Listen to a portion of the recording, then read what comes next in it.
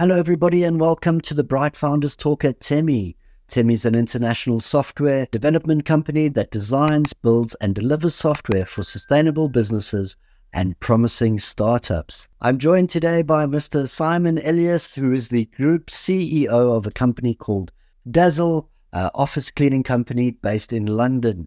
How are you today, Simon? Hi, Matt. Thanks for inviting me on. I'm very well, thank you. And how's yourself? Very good, thank you. Thank you for taking time out of your schedule to be with us today. Simon, can you introduce our viewers and our listeners to the group? Can you introduce us to Dazzle and tell us a bit about it? Yeah, of course. So my name is Simon Elias. I'm the Group CEO of Dazzle, office cleaning company in London Limited. I formulated the company back in, I think it was 2011 when we first started. And basically the reason for kind of going into that kind of industry, to give a bit of update about that, it was basically to solve a major problem that I found in the industry, and that was office cleaning at the time, those few years ago, didn't really have technology as an enabler. One of my previous companies that I set up was a company called Bluestore, which was a mobile app development company, which developed mobile apps for sort of corporate entities, but also government agencies as well. We worked with sort of Nigerian governments and African continents as well. So we had a technology background, and we realized office cleaning wasn't using tech to kind of be acting as a key enabler for the business. So we had office cleaners at the time within our business, the app business, and we had cleaners that just weren't turning up on time. They weren't doing a good job. Myself and my business partner at the time sort of scratched our head and kind of thought, hold on a minute, this is a major problem here. We work in a tech world now. We've got mobile apps, we've got really good web apps, we've got the solutions there and the technology, but we need to solve this industry. So we realized at that time, actually, commercial cleaning hasn't really been disrupted. And we went out to basically build some bespoke software to solve a few problems in the business. But that's a very sort of top level stuff that we can maybe go into a bit granular in a bit if you want, Matt. Absolutely. It's pretty cool. So tell us a bit about that. Talk us through that start. Look for funding. How was this born? No, we didn't look for funding. I've always been a bootstrapper. My father was an entrepreneur and always used his own money. Needless to say, it doesn't mean I don't go to VCs for other businesses, because I do. But actually within this particular business, it was more about, it's a marketing-led business. If you've got a good brand, which you can probably see from behind, that's our brand, Dazzle.London. If you've got a good brand and you know who your audience is or who your end customer is, for example, our end customer is generally an office manager, probably aged between, 25 to 50 maybe. And as I say, they're female. So you can kind of build up an avatar of who your customer is. And what we did was to build the brand around that, to kind of, have that engagement with that particular customer. And then obviously, looking at the business and funding parts that you mentioned, we didn't really potentially need to get funded at that time. I sold one of my previous businesses, which was a data business, and we used a bit of finance from that, basically. And it was really about, once we've got the brand and we've got the business model of how we're going to sort of, catch the new companies that we need to work with, we needed to have a really good business offering that was slightly different, if not completely different, to what other cleaning companies are doing out there. So what we took the kind of stance was one was branding, two was to kind of look at, what funding do we need for this business? And we realized actually it was all about Google presence. So it was all about SEO, it was about PPC, pay-per-click on Google, and it was about social media. Something that the industry still lacks, I think, in some of those areas, especially social media. So we didn't need the cash to kind of push the business forward massively. We used SEO, as I say, but mainly PPC to really get some good contracts under the hood. And then that kind of escalated and kind of built referrals within the business, which then catapulted into other big brands. We've got people like Hugo Boss, Lacoste that we work with, clothing brands. They then recommended other people as well. And then it was a snowball effect, basically. So yeah, just a long answer there, but it wasn't funded. It was bootstrapped by our own money, basically. Wow. Okay. That's quite interesting. So 2011, it's going back a little bit. You said that you had another company beforehand, and when you started with Dazzle, You obviously pulled a lot of experience in, but were there new things with the industry, the particular focus? Were there things that you learned about it that you weren't prepared for, or maybe some things that you might have found a bit challenging in the beginning? Yeah, I mean, I come from a tech background, as I mentioned earlier on. We ran a mobile app development agency. So we, for myself, specifically my ex-business partner, we were technologists. I've always been in technology. So going from a technology to a pure, and when I say technology, we're talking about building mobile apps from the ground up, but also SaaS, software as a service platforms. We took the knowledge and know-how, obviously dealing with customers, but also how to manage cash flow within a business, how to scale the business. Most importantly, how do you get your customers to sign the contracts, and how do you transfer that all the way through to deliverables? So delivering a tech stack or a tech platform is completely different to delivering a service, but not majorly. I've got to be honest. You're talking about, you've got to build something from the scratch, and then you've got to deliver it to a market. So I guess the difference between the two is, one is you're dealing with less people, as in tech, versus what I'm doing now, which is a service-led industry, but with tech intertwined with inside the business. So you're dealing with more people. Well, not me, but the team, obviously. You're dealing with more people day to day. And with Dazzle, we needed to look at how can we solve the problems. And the problems really were staff acquisition and client acquisition. If you can solve these major problems with technology again, then, you're moving forward successfully. So I think taking the information from what we've learned from previous tech companies and apply that to a service industry really set us up well, to be honest.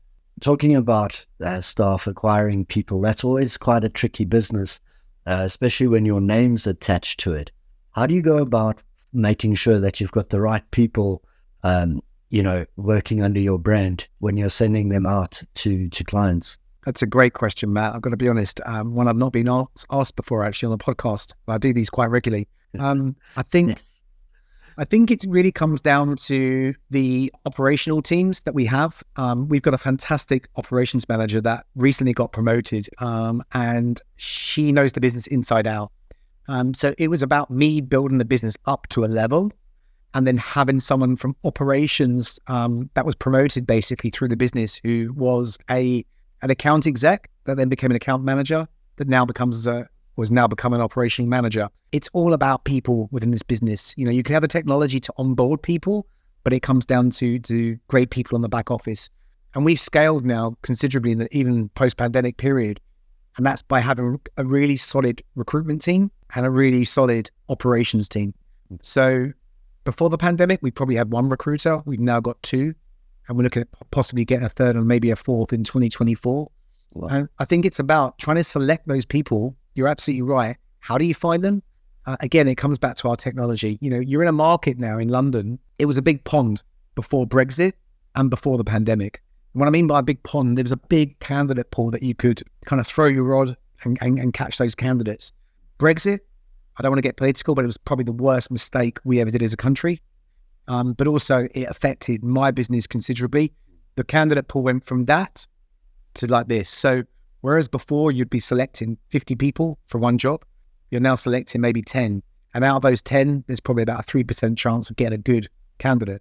So to answer your question in a shorter period really is, I guess, it's finding the right people through the recruitment team, making sure they're specific to what we're looking for, making sure their accreditations are great, they've got clean experience, they've got a DBS security check, and they've worked for reputable brands or cleaning agencies.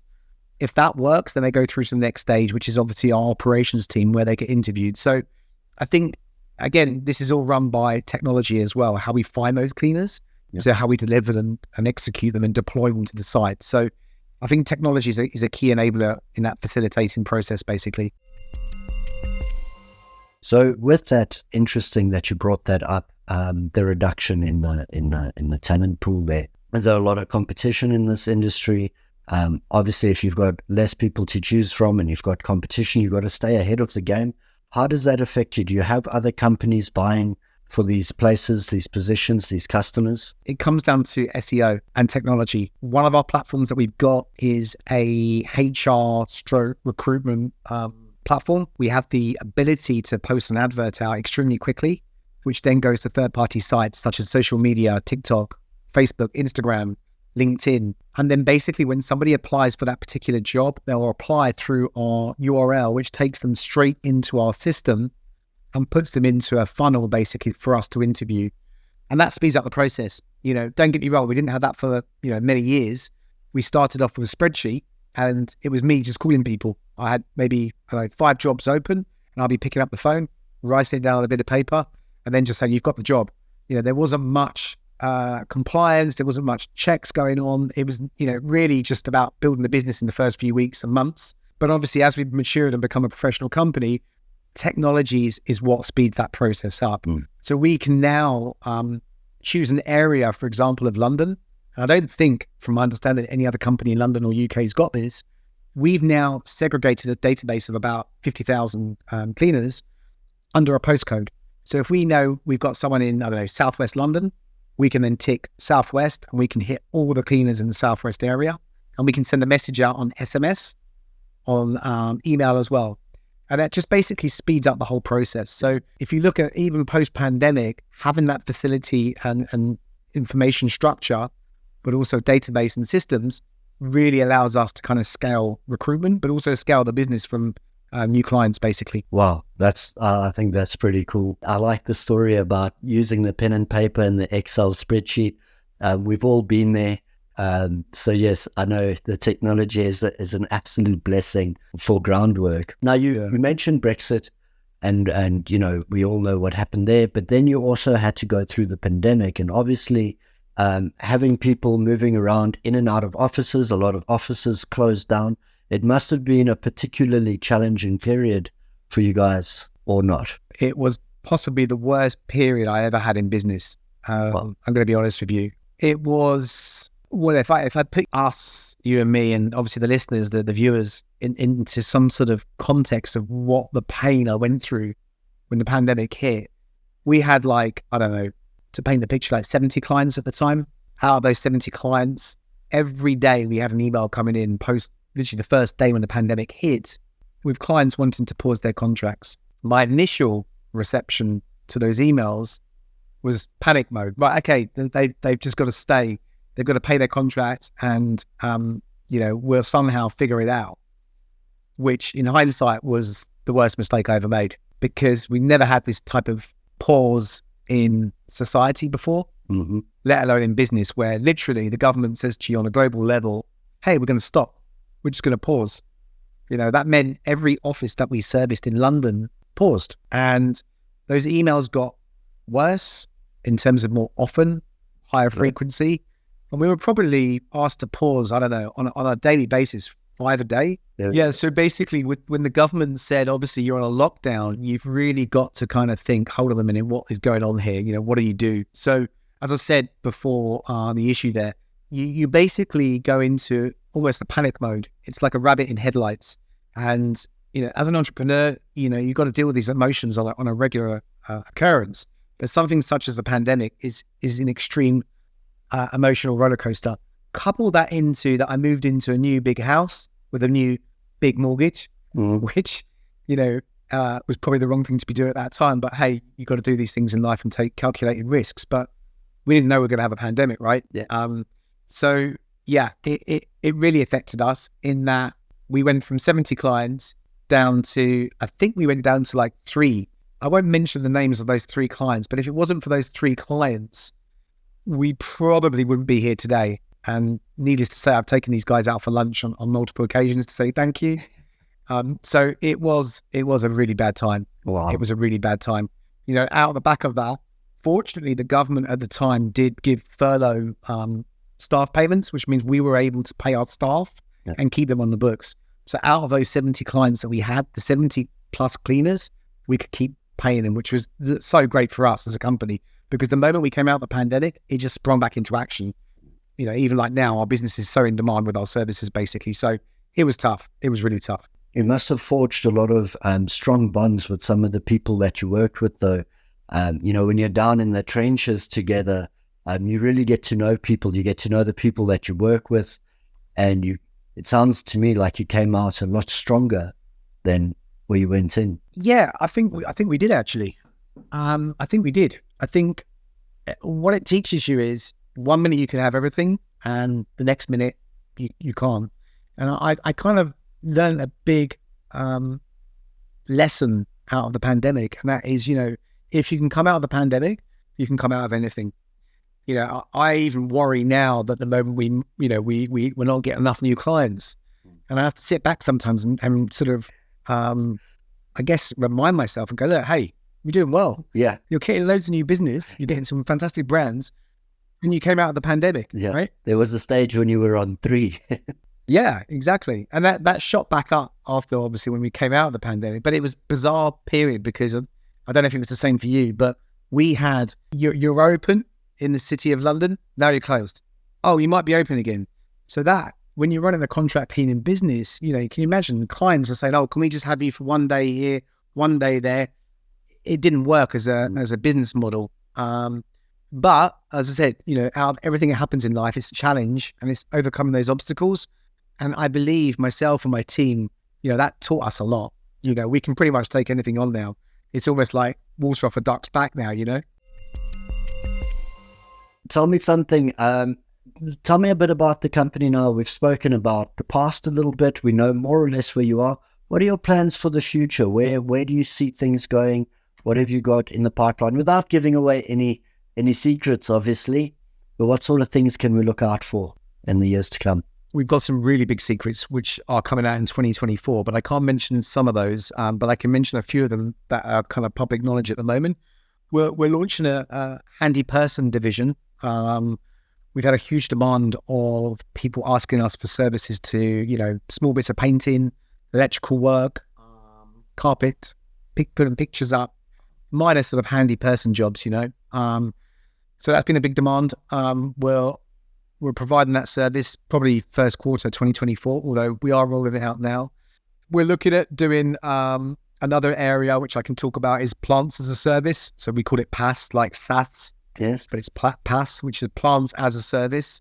So our business, Matt, is all about, yes, it's commercial cleaning, but it's really about workspace wellbeing.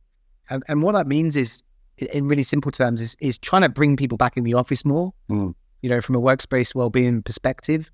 A lot of the offices in London and the UK, there's still, lack of people in the offices on a full-time basis. That's not going to change. That's the new now. Yeah. That's the new narrative of what's happening out there post-pandemic.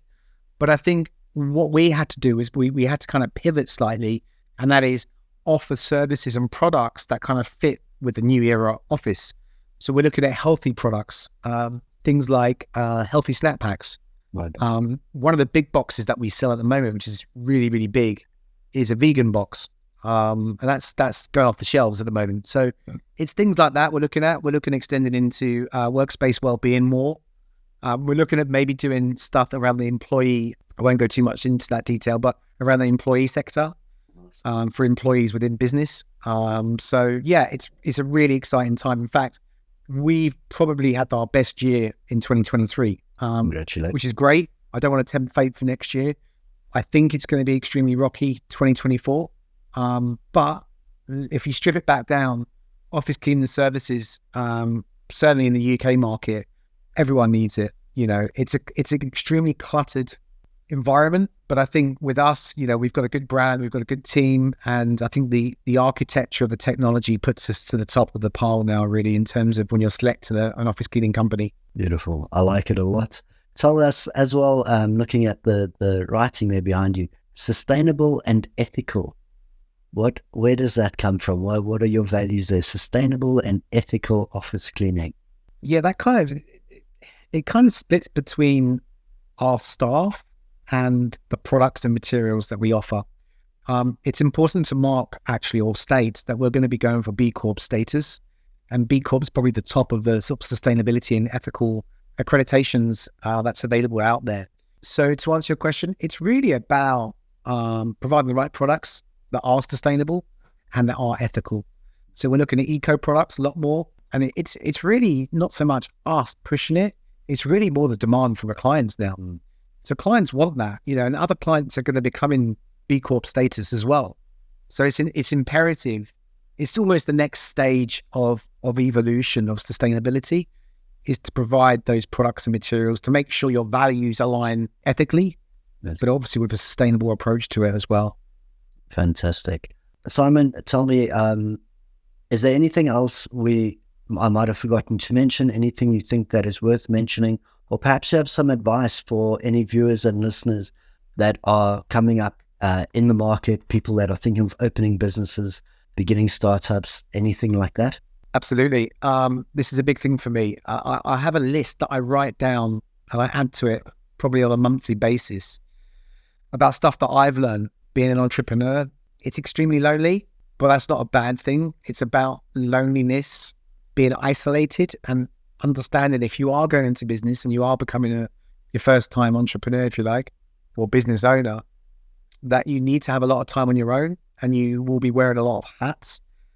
But it's about being diligent as well, breaking down understanding of your process and your systems, and taking action. I think taking action is a really critical thing, because we all can procrastinate about issues within a business, and there may be certain things that you haven't done, but it's about just responding to things and solving problems. I think it's really critical to be a problem solver within a business. And I recommend, my background personally, I came from an advertising background. So I used to sell a lot of advertising space, which was really, it was really tough, to say the least. It was about picking up the phone, speaking to people all the time. And I think my advice is really, if you can become some sort of salesperson or you have sales experience, that really, really speaks volume and really help you on your entrepreneur journey. And also marketing. It's about having marketing understanding. So especially now with social media, podcasts like what we're doing, as we all know, within business, it's when you first start, you're about spinning a million plates, right? And as I see it, as you get bigger and the baby starts to grow, the baby being the business, those plates become less, meaning you bring in a team to support those areas, and those plates become a lot less. And then before you know it, you've got one plate you're spinning and you can do more things. So I think, it is isolated, but at the same time, there's a lot of huge value of becoming an entrepreneur. People skills, I spent a lot of time reading a lot of books about emotional intelligence. I think people skills and emotional intelligence is what you need to be able to communicate at very good levels within a business these days. You're looking at younger people that are coming into the market that have got a different mind and perception about working to what I did when I was in my first years of work, which, going back a few years, showing my age, was probably 1995. So things have changed, technologies change. And I think, that's my bit of advice for people. It's balancing, it's plate spinning, and it's dealing with isolation at those levels, Simon, I just want to say thank you very much again for today. Thank you for your advice, your words of wisdom, and for sharing some of your personal journey with us. I think a lot of people will find a lot of use in what you've said today. So thank you very much from us. Oh, thanks, Matt. No, I appreciate it. I hope there's a little bit of knowledge that, even if someone takes a small bit of knowledge away from the podcast, then, we're helping. And that's what life's about, being an entrepreneur. It's about trying to help people on their way up, not on the way down, which can happen sometimes, or both ways. But the idea is to help people, basically. And hopefully that helped. Thank you. And if our viewers and listeners are looking to get hold of you, if they're interested in the services, they can find you online? Yeah, absolutely. Our web address is Dazzle, DAZZLE.London. Nice and simple. Dazzle.London. And if they need to email, they can email through the website, basically direct. Fantastic. All right, Simon, you have a beautiful day. Thanks again for everything, and we'll be keeping our eye on you. Thanks, Matt. Take care.